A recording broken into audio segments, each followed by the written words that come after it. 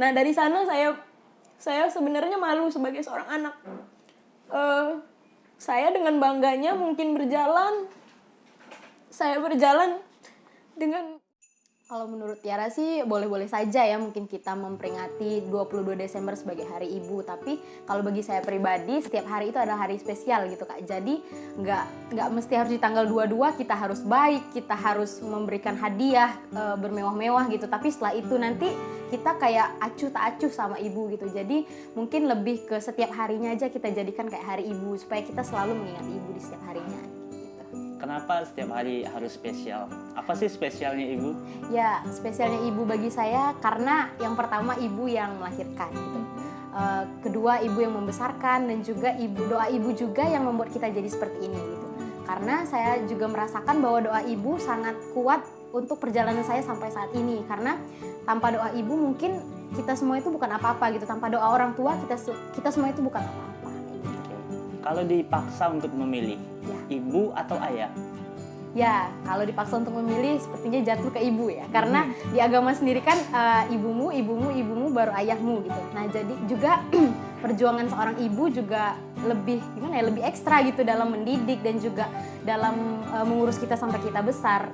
Dan juga karena surga di bawah telapak kaki ibu juga. Itu jadi salah satu faktor yang ya ibu kayaknya kalau disuruh memilih. Tapi kalau misalnya dua-duanya ya ayah ibu dong. Iya, masih dua-duanya.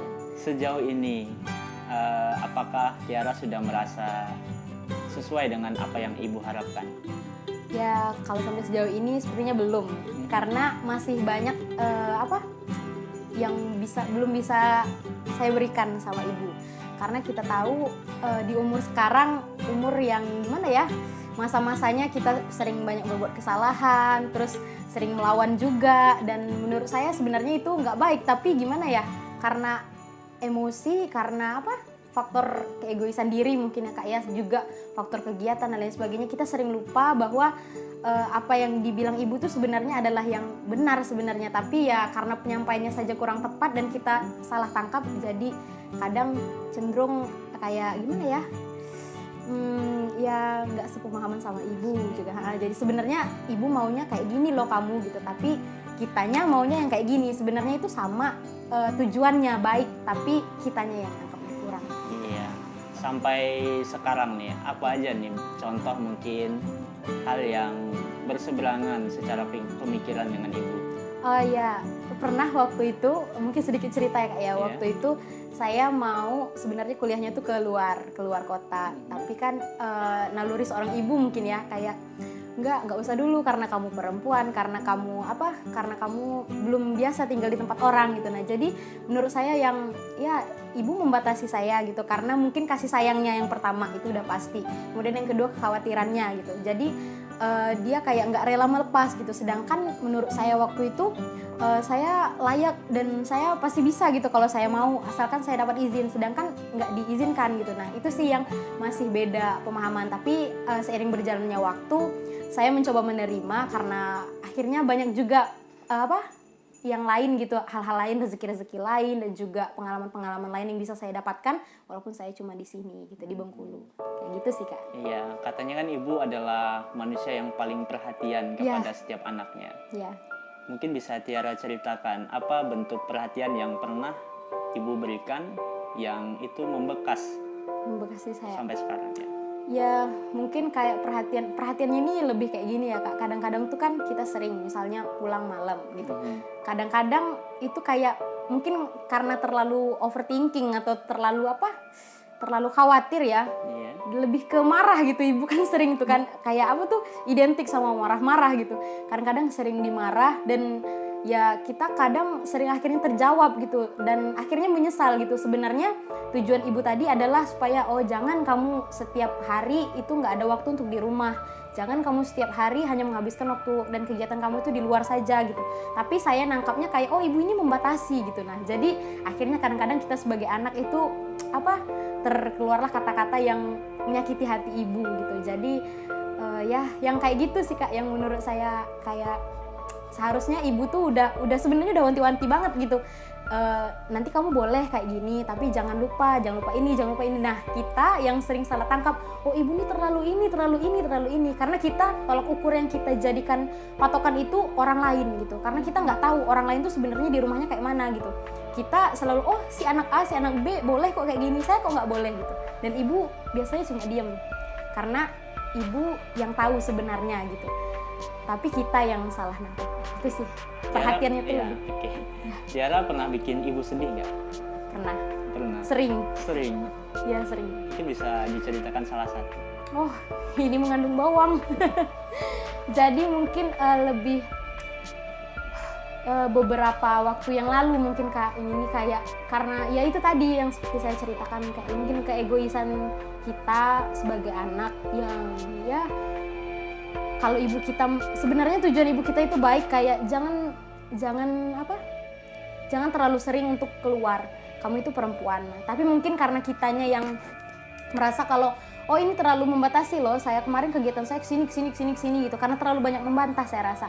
Ya itu tadi sering terlontar kata-kata yang ya mungkin menyakiti hati ibu, dan mungkin kita nggak tahu di balik itu ibu juga menangis, di waktu kita menangis mungkin ibu juga menangis, tapi nggak mungkin di depan kita gitu.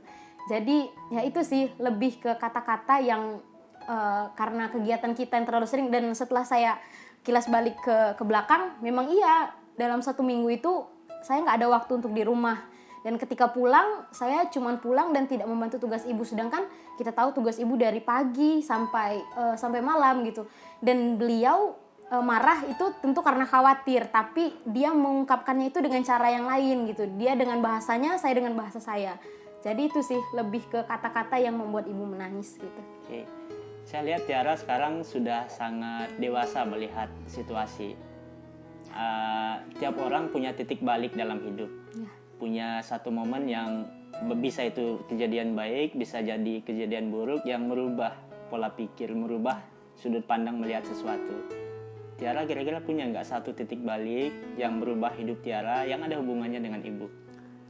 Kalau itu mungkin lebih ke ini, pernah waktu itu kejadian waktu saya mau masuk kuliah.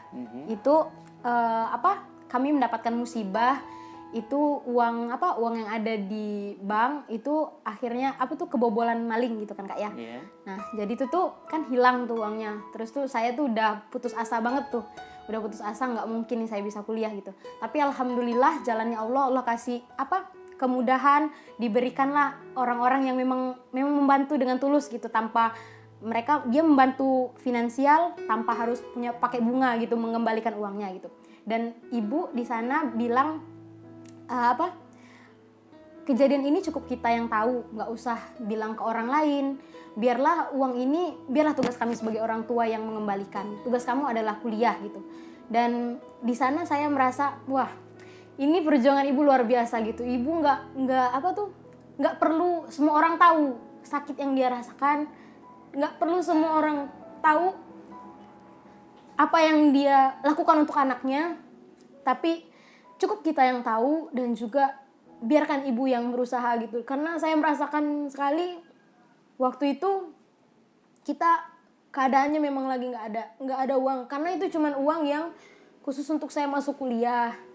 Dan juga ibu cuman bilangnya itu, kamu fokus aja kuliah, biarkan soal utang ibu yang bayar. Ini nggak apa-apa, ini namanya musibah. Ibu nggak menyalahkan saya, nggak menyalahkan keadaan, dan nggak menyalahkan orang-orang gitu. Itu yang menurut saya wah, ini hebat sekali seorang ibu gitu. Dan juga mungkin karena doa ibu juga, saya kan dapat beasiswa ya. Mungkin karena doa ibu juga beasiswa saya itu bisa tembus. Karena saya rasa, karena setelah kejadian itu beberapa bulan kemudian beasiswa saya tembus, dan alhamdulillah sampai sekarang saya masih jadi anak beasiswa. Nah itu yang membuat saya wah, ini kayaknya doa ibu yang kuat nih supaya saya bisa lolos, supaya saya bisa jadi sampai saat ini. Bahkan sampai saya jadi pupan, di pupan ini berkat doa ibu gitu. Karena sebelum saya daftar pupan, saya tuh ragu-ragu, sangat ragu-ragu. Karena menurut saya nggak mungkin deh saya ini bisa gitu. Karena standarnya ini kayak pegiat, kayak selempang yang dipakai itu kan biasanya sama orang-orang yang notabene udah banyak prestasi dan lain sebagainya. Tapi saya mohon izin ke ibu dari mulai tes tertulis, wawancara, sampai waktu saya mau grand final. Alhamdulillah saya dilancarkan, semua setiap dari tes tertulis, wawancara sampai ke grand final, alhamdulillah saya lancarkan baik dari sayanya sendiri maupun dengan keadaan kayak gitu, alhamdulillah. Dari kejadian yang menyedihkan itu, Iya, dari kejadian yang apa kira-kira yang berubah dari diri Tiara? Mungkin saya lebih bersyukur walaupun masih banyak insecure. Saya lebih bersyukur karena kalau seandainya nggak ada kejadian itu, nggak ada keluarga yang sekuat itu, kayaknya saya nggak bakal jadi sampai sekarang gitu. Karena menurut saya kalau saat itu mungkin misalnya keluarga nggak mendukung, kemudian juga seorang ibu, seorang ayah nggak memberikan motivasi yang lebih, mungkin saya nggak bakal sekolah, nggak bakal lanjut kuliah, saya nggak bakal berada di sini di Pupan, saya nggak bakal berada sekarang di sini dengan ngomong seperti ini gitu, karena mungkin saya bakal malu, saya bakal keluarga saya nggak akan peduli gitu. Tapi dengan adanya kejadian tersebut, saya merasa bahwa masih ada kok sosok seorang ayah dan ibu yang mendukung anaknya gitu. Jadi saya harus kuat gitu, apapun yang terjadi, apapun kedepannya nanti rintangan yang saya hadapi, saya harus tetap berani gitu, karena ada orang tua yang masih mendukung. Gitu. Tiara pernah menyampaikan yang Tiara rasakan ini kepada ibu secara langsung? Belum berani. Kalau diberikan kesempatan, kira-kira kalimat apa yang ingin Tiara sampaikan? Ya, mungkin lebih terima kasih ya, lebih ke terima kasih karena ibu sudah sangat memotivasi, ibu juga sangat mendukung setiap kegiatan, semuanya pokoknya didukung. Karena ibu sampai pernah bilang gini, itu waktu marah karena saya pernah melawan itu. Ibu bilang, nggak ada kegiatan kamu yang nggak saya dukung gitu. Setiap kegiatan kamu saya dukung. Cuman dia minta saya punya waktu, harus bisa atur waktu. Nah dari sana saya sebenarnya malu sebagai seorang anak. Saya dengan bangganya mungkin berjalan dengan angkuh mungkin ya sebelum saya mendengar itu dari ibu saya. Karena sebenarnya tanpa doa ibu, tanpa restu ibu, kita tuh nggak bakal mungkin sampai jadi kayak gini gitu. Jadi menurut saya ya ibu luar biasa. Karena saya cuma bisa bilang mungkin terima kasih gitu untuk ibu yang sangat mendukung, untuk sudah jadi ibu yang sangat kuat walaupun nggak bisa sesempurna yang kita harapkan. Sebenarnya kita tuh terlalu memikirkan sesuatu itu dengan tolak ukur yang lebih tinggi dari yang sebenarnya gitu. Jadi kita nggak memandang lagi sebenarnya tujuan ibu kita ini baik gitu, sama kayak tujuan ibu-ibu yang lain, tapi mungkin waktu dan tempatnya dan caranya aja yang berbeda, kayak gitu sih Kak. Kedepannya Tiara, ya. apa yang akan Tiara lakukan untuk membahagiakan ibu dan keluarga? Saya bertekad untuk menjadi orang yang sukses gitu, karena saya tahu bahwa perjuangan keluarga saya itu nggak mudah. Untuk menyekolahkan saya sampai saat ini, kemudian untuk semua yang mereka korbankan gitu selama ini, lebih ke saya mau agar saya nanti jadi orang yang sukses dan saya nggak lupa sama kedua orang tua, dan intinya saya mau membahagiakan mereka dulu, baru saya bisa mungkin dengan kita membahagiakan orang tua, kita bisa ikut bahagia gitu. Kalau kita membahagiakan diri kita sendiri dulu, belum tentu kita bisa membahagiakan orang tua, kayak gitu sih. Terakhir, pesan untuk anak-anak yang masih punya ibu atau yang mungkin ibunya sudah pergi, untuk seluruh anak yang ada di Indonesia apa yang ingin Tiara sampaikan?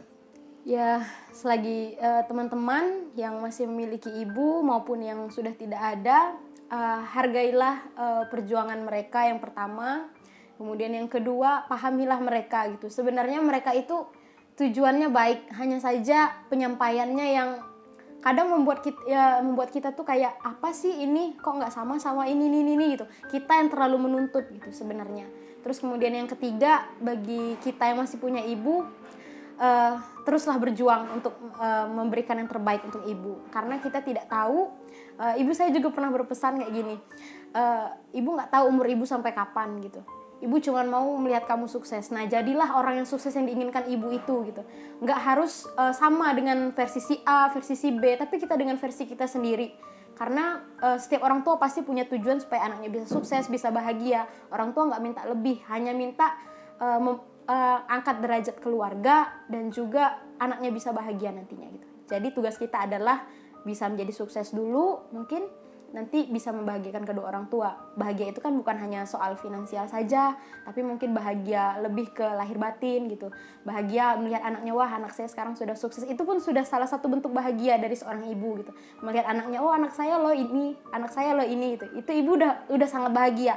Nggak harus dibayar sama uang gitu. Karena memang gimana ya, ibu saya tuh tipenya yang nggak ini uang anak, ya uang anak gitu. Nggak harus dia minta. Dia nggak bakal minta sebelum diberi gitu. Nah mungkin sama orang tua di luaran sana juga sama. Ibu nggak bakal mungkin minta apa yang kita punya, tapi kita yang memberi ke ibu gitu. Jadi usahakan berikan yang terbaik. Iya, terima kasih Tiara, Iya, terima kasih untuk sama-sama. ceritanya. Semoga menginspirasi banyak orang. Ya amin ya rabbal alamin. Tutup dengan satu kalimat khusus untuk ibu. Satu kalimat untuk ibu, kamu istimewa. Terima kasih, sampai jumpa, dadah. Sampai jumpa.